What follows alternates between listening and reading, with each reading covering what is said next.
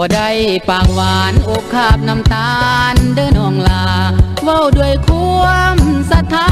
อย่าหาว่าย่องเด้อนวลน้องดวงหรือบุญสายสร้างกฐินกองใดนะพุ่มพวงจึงโศกดี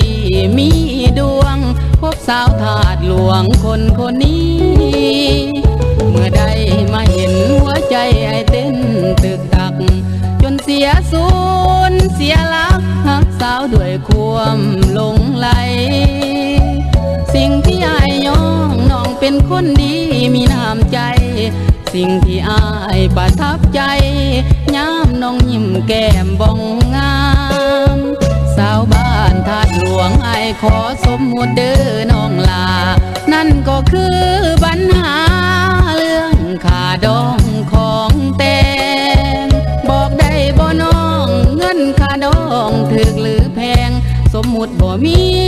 เงินแต่งเงินพรก็ได้บ่นางน้องสาวบ้านถาดหลวงหมูหมากาไก่เพื่อนยังเลี้ยงให้น้องอดสาเสียงเลี้ยงไอ้ไว้นะน้องนาสองแขนขาให้บวกมันสมองและปัญญาถ้าได้แต่งกับน้องลาอายขอท่าว่าบ่จน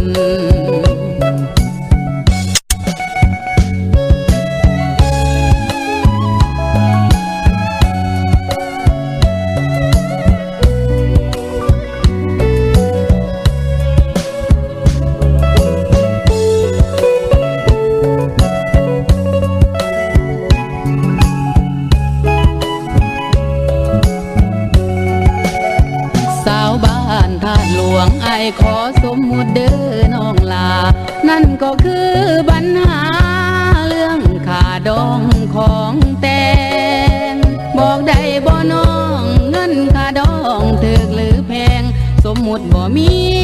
เงินแต่งเงินพรก็ได้บ่นางน้องสาวบ้านถาดหลวงหมูหมากาไก่เพื่อนยังเลี้ยงให้น้องอดสาเสียงเลี้ยงไอ้ไว้นะน้องนาสองแขนขาให้บวกมันสมองและปัญญาถ้าได้แต่งกับน้องลาอายขอท่าว่าบ่จน